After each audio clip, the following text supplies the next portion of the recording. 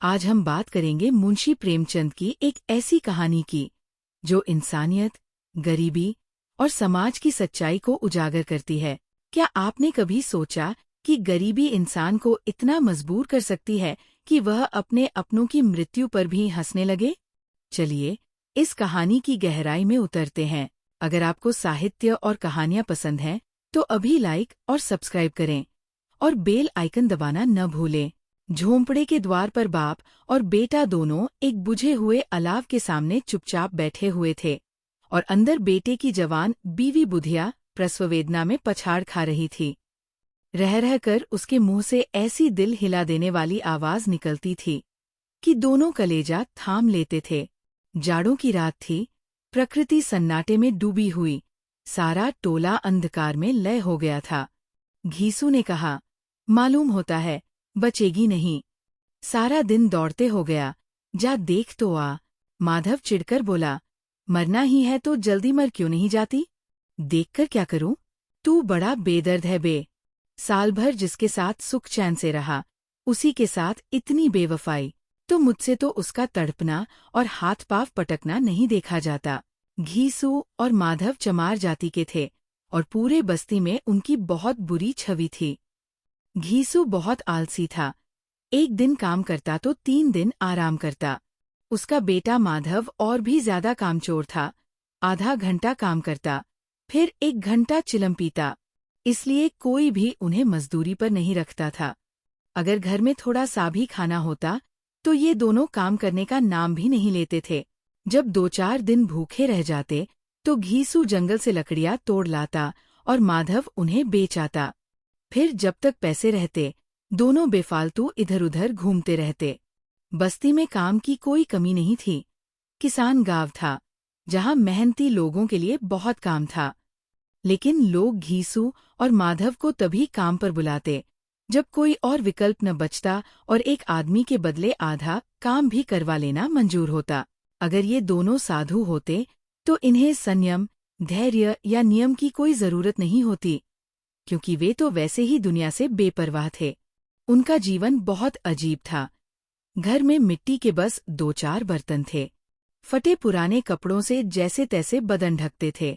दुनिया की किसी चिंता की परवाह नहीं थी, चाहे कितना भी कर्ज चढ़ा हो। लोग गालियां देते, मारते भी थे, लेकिन इन्हें कोई फर्क नहीं पड़ता था। वे इतने गरीब थे कि कर्ज देने वाला भी उम्मीद नहीं करता था कि पैसा वापस मिलेगा। फिर भी लोग कभी कभी इन्हें कुछ न कुछ दे ही देते थे। जब मटर या आलू की फसल होती, तो ये दूसरों के खेतों से चुपचाप मटर या आलू निकाल लाते, भून कर खा लेते। कभी कभी गन्ना उखाड़ लाते और रात को चूसते। घीसू ने इसी तरह का जीवन जीते हुए 60 साल काट दिए और उसका बेटा माधव भी उसी रास्ते पर चल रहा था, बल्कि और भी आगे निकल रहा था। इस समय भी दोनों आग के सामने बैठे खेत से चुराए हुए आलू भून रहे थे। घीसू की पत्नी का तो बहुत पहले देहांत हो चुका था। माधव की शादी पिछले साल हुई थी। जब से उसकी पत्नी आई थी, उसने घर में थोड़ा बहुत कामकाज संभालने की कोशिश की थी और इन दोनों की लापरवाही को रोकने की कोशिश करती रहती थी। लेकिन उसकी वजह से ये दोनों और भी ज्यादा आलसी और अकड़ू हो गए थे। कोई काम देने आता, तो ये लोग बिना शर्म किए दुगनी मजदूरी मांगते। अब वही औरत प्रसव पीड़ा से मर रही थी और ये दोनों आग तापते हुए सिर्फ यही सोच रहे थे कि कब वह मर जाए, ताकि चैन से सो सकें। घीसू ने आलू निकालकर छीलते हुए कहा, जाकर देख तो, क्या दशा है उसकी। चुड़ैल का फिसाद होगा, और क्या। यहाँ तो ओझा भी 1 रुपया मांगता है। माधव को भय था कि वह कोठरी में गया तो घीसू आलूओं का बड़ा भाग साफ कर देगा। बोला, मुझे वहां जाते डर लगता है। डर किस बात का है, मैं तो यहाँ हूँ ही। तो तुम ही जाकर देखो ना। मेरी औरत जब मरी थी, तो मैं 3 दिन तक उसके पास से हिला तक नहीं था। और फिर मुझसे लजाएगी कि नहीं, जिसका कभी मुंह नहीं देखा, आज उसका उघड़ा हुआ बदन देखूं। उसे तन की सुध भी तो न होगी। मुझे देख लेगी तो खुलकर हाथ पांव भी न पटक सकेगी। मैं सोचता हूँ कोई बाल बच्चा हो गया तो क्या होगा। सोंठ, गुड़, तेल, कुछ भी तो नहीं है घर में। सब कुछ आ जाएगा, भगवान दे तो। जो लोग अभी एक पैसा नहीं दे रहे हैं, वे ही कल बुलाकर रुपए देंगे।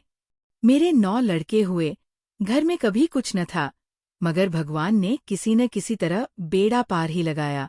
जिस समाज में दिन रात मेहनत करने वालों की हालत भी बहुत अच्छी नहीं थी, और किसान से ज्यादा तो वही लोग अमीर थे जो किसानों की मजबूरी का फायदा उठाना जानते थे, वहाँ घीसू जैसा सोच रखने वाला होना कोई हैरानी की बात नहीं थी। हम कह सकते हैं कि घीसू किसानों से ज्यादा समझदार था। उसने मेहनत करने वाले किसान समूह में शामिल होने के बजाय उन लोगों की टोली पकड़ ली जो बस बैठकर बातें बनाते थे। हाँ, घीसू में इतनी ताकत नहीं थी कि वह उन चालाक लोगों की तरह नियमों और तरीकों से फायदा उठा सके। इसलिए जहां उसके जैसे बैठकबाज लोग बस्ती के नेता और मुखिया बन गए, वही घीसू को सब बुरा भला कहते थे। फिर भी घीसू के दिल को ये तसल्ली थी कि अगर वो गरीब है, फटेहाल है, तो कम से कम उसे दिन रात खेतों में जी तोड़ मेहनत नहीं करनी पड़ती और उसकी सादगी या सीधापन कोई इस्तेमाल नहीं कर पाता। दोनों आलू निकाल निकाल कर जलते जलते खाने लगे। कल से कुछ नहीं खाया था, इतना सब्र न था कि ठंडा हो जाने दें। कई बार दोनों की जीभ जल गई। छिल जाने पर आलू का बाहरी हिस्सा जीभ, हलक और तालू को जला देता था, और उस अंगारे को मुंह में रखने से ज्यादा खैरियत इसी में थी कि वो अंदर पहुंच जाए। वहां उसे ठंडा करने के लिए काफी सामान थे, इसलिए दोनों निगल जाते। हालांकि इस कोशिश में उनकी आंखों से आंसू निकल आते। घीसू को उस समय की याद आ गई जब वो 20 साल पहले ठाकुर की बारात में गया था। उस शादी में जो खाना मिला था, वह उसकी जिंदगी की सबसे यादगार बातों में से एक थी। वह आज भी उस दावत को याद करके खुश हो जाता था। वह बोला, उस भोज को मैं कभी नहीं भूल सकता। उस दिन के बाद वैसा खाना और पेट भरकर कभी नहीं मिला। लड़की वालों ने सबको खूब सारी पूरियां खिलाई थीं, सबको, छोटे बड़े सभी को, और वह भी असली घी की पूरियां, साथ में चटनी, रायता, 3 तरह की सूखी सब्जियां, एक रसेदार सब्जी, दही, मिठाई। अब क्या क्या गिनाऊं, उस खाने का स्वाद ही अलग था। कोई रोक टोक नहीं थी, जो चाहो, जितना चाहो, मांग लो और खा लो। लोगों ने इतना खाया कि बाद में किसी से पानी भी नहीं पिया गया। फिर भी परोसने वाले लगातार गर्मागर्म और खुशबूदार कचौड़ियां डालते ही जा रहे थे। लोग मना कर रहे थे कि अब नहीं चाहिए, हाथ रोक रखे थे, फिर भी वो देते जा रहे थे। और जब सबने खाना खा लिया, मुंह धो लिया, तो पान इलायची भी मिली। लेकिन मुझे तो पान लेने की भी होश नहीं थी। इतना खा लिया था कि खड़ा तक नहीं हुआ जा रहा था। सीधे जाकर अपने कंबल पर लेट गया। कितना बड़ा दिल था उस ठाकुर का। माधव ने इन पदार्थों का मन ही मन मजा लेते हुए कहा, अब हमें कोई ऐसा भोज नहीं खिलाता। अब कोई क्या खिलाएगा? वह जमाना दूसरा था। अब तो सबको किफायत सूझती है। शादी ब्याह में मत खर्च करो, क्रियाकर्म में मत खर्च करो। पूछो, गरीबों का माल बटोरकर कहाँ रखोगे? बटोरने में तो कमी नहीं है। हाँ, खर्च में किफायत सूझती है। तुमने 20 पूरियां खाई होंगी? 20 से ज्यादा खाई थीं। मैं 50 खा जाता। 50 से कम मैंने न खाई होंगी। अच्छा पका था। तू तो मेरा आधा भी नहीं है। दोनों ने आलू खाकर पानी पिया और वही आग के पास अपनी अपनी धोती ओढ़कर लेट गए। पाव पेट में समेट लिए और सो गए। ऐसा लग रहा था जैसे 2 बड़े सुस्त सांप आराम से पड़े हों। और उधर बुधिया, माधव की पत्नी, अब भी दर्द से कराह रही थी। सवेरे माधव ने कोठरी में जाकर देखा तो उसकी स्त्री ठंडी हो गई थी। उसके मुंह पर मक्खियां भिनक रही थी। पथराई हुई आंखें ऊपर टंगी हुई थी। सारी देह धूल से लथपथ हो रही थी। उसके पेट में बच्चा मर गया था। माधव भागा हुआ घीसू के पास आया। फिर दोनों जोर जोर से हाय हाय करने और छाती पीटने लगे। पड़ोस वालों ने ये रोना धोना सुना तो दौड़े हुए आए और पुरानी मर्यादा के अनुसार इन अभागों को समझाने लगे।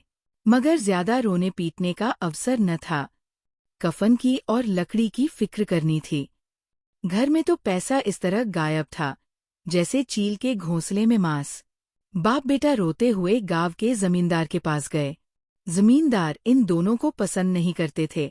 कई बार उन्हें चोरी करने और वादा करके भी काम पर न आने के कारण खुद पीट चुके थे। उन्होंने घीसू से पूछा, क्या बात है घीसू, रो क्यों रहा है? अब तो तू दिखाई भी नहीं देता। लगता है तुझे अब इस गांव में रहना ही नहीं है। घीसू जमीन पर सिर झुकाकर आंसू भरी आंखों से बोला, सरकार, बहुत बड़ी मुसीबत आ गई है। माधव की पत्नी कल रात मर गई। वह रात भर तड़पती रही। सरकार, हम दोनों उसके पास बैठे रहे, जो भी दवा दारू कर सकते थे किया, लेकिन वो हमें छोड़कर चली गई। अब तो घर में कोई रोटी देने वाला भी नहीं बचा। मालिक, हम पूरी तरह से तबाह हो गए। घर उजड़ गया। मैं आपका गुलाम हूँ। अब उसके अंतिम संस्कार के लिए आपके सिवा और कोई नहीं है। जो कुछ हमारे पास था वह सब दवा दारू में खर्च हो गया। अगर सरकार की दया होगी तभी उसका संस्कार हो पाएगा। आपके अलावा मैं और किसके पास जाऊं? जमींदार साहब दिल के अच्छे थे, दयालु थे, लेकिन उन्हें पता था कि घीसू जैसे आदमी पर दया करना ऐसे ही है जैसे काले कंबल पर रंग चढ़ाना, कोई असर नहीं होगा। उनका मन तो किया कि कह दें, चल भाग यहाँ से। जब बुलाते हैं तब तो आता नहीं, अब जब काम पड़ा है तो चापलूसी करने चला आया है। निकम्मा और बदमाश कहीं का। लेकिन जमींदार जानते थे कि ये गुस्सा करने या सजा देने का सही समय नहीं है। मन ही मन गुस्से में थे, लेकिन फिर भी जमींदार ने जेब से 2 रुपए निकाले और घीसू की ओर फेंक दिए। पर उन्होंने दिल से एक भी दिलासा देने वाली बात नहीं कही और घीसू की तरफ देखा तक नहीं। ऐसा लगा जैसे बस एक बोझ सिर से उतार दिया हो। गांव की दयालु औरतें आतीं, लाश को देखतीं और उसकी बेबसी पर थोड़े आंसू बहाकर वापस चली जाती।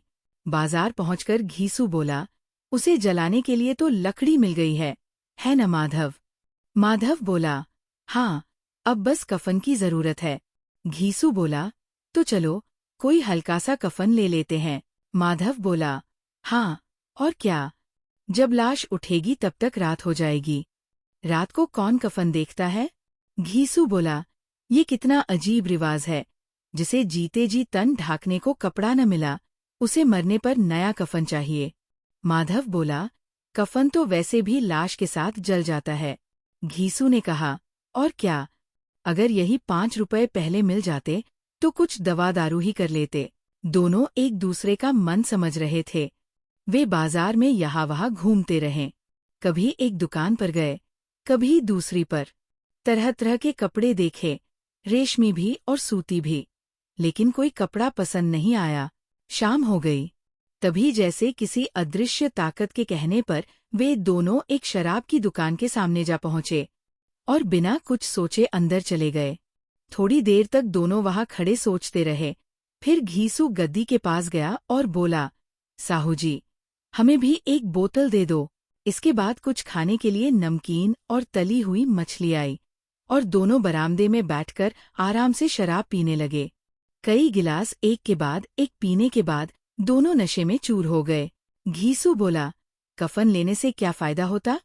आखिर वो तो जल ही जाता, बहू के साथ तो नहीं जाता।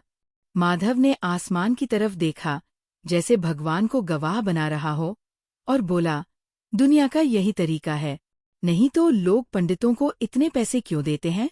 कौन जानता है कि मरने के बाद कुछ मिलता है या नहीं? घीसू बोला, बड़े लोगों के पास तो बहुत पैसा होता है, वे चाहे तो फूंक दें। हमारे पास तो कुछ भी नहीं है फूंकने को। माधव बोला, लेकिन लोग पूछेंगे कि कफन कहाँ है, क्या जवाब दोगे? घीसू हंसते हुए बोला, कह देंगे कि रुपए कमर से गिर गए, बहुत खोजा लेकिन नहीं मिले। लोग माने या न माने, फिर से कुछ रुपए दे देंगे। माधव भी इस अचानक मिले सौभाग्य पर हंस पड़ा और बोला, बेचारी बहुत अच्छी थी, मरने से पहले अच्छे से खिला पिला कर गई। आधी से ज्यादा बोतल खत्म हो चुकी थी। घीसू ने कहा कि 2 किलो पूरियां मंगवाओ, साथ में चटनी, अचार और कलेजी भी मंगवाई। शराब की दुकान के सामने ही खाने की दुकान थी। माधव जल्दी से जाकर 2 पत्तलों में सारा सामान ले आया। कुल मिलाकर 1.5 रुपया खर्च हो गया। अब बस थोड़े ही पैसे बचे थे। दोनों उस वक्त ऐसे मजे से पूरियां खा रहे थे जैसे जंगल में कोई शेर शिकार खा रहा हो। न किसी से डर था, न बदनामी की चिंता। ये सब भावनाएं उन्होंने बहुत पहले ही छोड़ दी थी। घीसू ने सोचते हुए कहा, अगर हमारी आत्मा खुश हो रही है तो क्या ये पुण्य का काम नहीं है? माधव ने सिर झुकाकर सहमति में कहा, जरूर होगा। भगवान सब कुछ जानते हैं। हमारी बहू को स्वर्ग में जगह देना। हम दोनों दिल से उसे आशीर्वाद दे रहे हैं। ऐसा स्वादिष्ट खाना हमें पहले कभी नहीं मिला था। थोड़ी देर बाद माधव के मन में एक सवाल आया। उसने पूछा, दादा, हम लोग भी एक दिन ऊपर जाएंगे ना? घीसू ने इस भोले भाले सवाल का कुछ उत्तर न दिया। वह परलोक की बातें सोचकर इस आनंद में बाधा न डालना चाहता था। अगर वह हमसे पूछे कि तुमने मुझे कफन क्यों नहीं दिया, तो क्या कहोगे? कह देंगे, तुम्हारा दिमाग खराब है क्या? वो तो जरूर पूछेगी, तू कैसे जानता है कि उसे कफन नहीं मिलेगा? क्या तू मुझे बेवकूफ समझता है? मैं 60 साल से क्या यूं ही दुनिया में जी रहा हूं। उसे कफन मिलेगा और बहुत अच्छा मिलेगा। माधव को यकीन नहीं हुआ। बोला, कौन देगा? सारे रुपए तो तुमने खर्च कर दिए। वो तो मुझसे पूछेगी, क्योंकि उसकी मांग में सिंदूर मैंने भरा था। कौन देगा, ये पूछ रहा है? वही लोग देंगे जिन्होंने इस बार भी दिए। बस फर्क ये होगा कि अब की बार रुपए हमारे हाथ में नहीं आएंगे। ज्यों-ज्यों अंधेरा बढ़ता था और सितारों की चमक तेज होती थी, मधुशाला की रौनक भी बढ़ती जाती थी। कोई गाता था, कोई डींग मारता था, कोई अपने संगी के गले लिपटा जाता था, कोई अपने दोस्त के मुंह में कुल्हड़ लगाए देता था। वहां के वातावरण में सुरूर था, हवा में नशा। कितने तो यहाँ आकर एक चुल्लू में मस्त हो जाते थे। शराब से ज्यादा यहाँ की हवा उन पर नशा करती थी। जीवन की बाधाएं यहाँ खींच लाती थीं, और कुछ देर के लिए ये भूल जाते थे कि वे जीते हैं या मरते हैं, या न जीते हैं न मरते हैं। और ये दोनों बाप बेटे अब भी मजे ले लेकर चुस्कियां ले रहे थे। सबकी निगाहें इनकी ओर जमी हुई थीं। दोनों कितने भाग्य के बली है। पूरी बोतल बीच में है। भरपेट खाकर माधव ने बची हुई पूरियों का पत्तल उठाकर एक भिखारी को दे दिया, जो खड़ा इनकी ओर भूखी आंखों से देख रहा था। और देने के गौरव, आनंद और उल्लास का अपने जीवन में पहली बार अनुभव किया। घीसू ने कहा, खा ले, मजे से खा और बहू को आशीर्वाद दे। जिसने मेहनत से ये पैसे कमाए थे, वो तो अब इस दुनिया में नहीं रही, लेकिन तेरा आशीर्वाद उसे जरूर मिलेगा। दिल से आशीर्वाद देना, क्योंकि ये पैसे बहुत मेहनत की कमाई से आए हैं। माधव ने फिर आसमान की ओर देखकर कहा, वो स्वर्ग जाएगी दादा, और वहां की रानी बनेगी। घीसू खड़ा हो गया और जैसे उल्लास की लहरों में तैरता हुआ बोला, हाँ, बेटा बैकुंठ में जाएगी। किसी को सताया नहीं, किसी को दबाया नहीं। मरते मरते हमारी जिंदगी की सबसे बड़ी लालसा पूरी कर गई। वह न बैकुंठ जाएगी तो क्या ये मोटे मोटे लोग जाएंगे, जो गरीबों को दोनों हाथों से लूटते हैं और अपने पाप को धोने के लिए गंगा में नहाते हैं और मंदिरों में जल चढ़ाते हैं। श्रद्धा और भक्ति का जो भाव था, वो अचानक बदल गया। नशे में मन जल्दी बदलता है। अब उन्हें फिर दुख और उदासी घेरने लगी। माधव बोला, लेकिन दादा, बेचारी ने बहुत दुख झेला, कितनी तकलीफों में जीती रही और फिर ऐसे ही मर गई। वो आंखों पर हाथ रखकर जोर जोर से रोने लगा। घीसू ने उसे समझाया, क्यों रो रहा है बेटा? खुश हो कि अब वो सब दुखों से आजाद हो गई। उसने इस दुनिया के झंझटों से छुटकारा पा लिया। बहुत भाग्यशाली थी जो इतनी जल्दी इस मोहमाया से मुक्त हो गई। फिर दोनों खड़े हुए और गाने लगे। शराब पीने वाले लोग इन दोनों को देख रहे थे और ये दोनों अपने ही मजे में गा रहे थे। फिर दोनों नाचने लगे, कभी उछलते, कभी कूदते, कभी गिरते, तो कभी अजीब अजीब हरकतें करते, तरह तरह के चेहरे बनाते और नाटक भी करते। आखिर में नशे में चूर होकर वही जमीन पर गिर पड़े।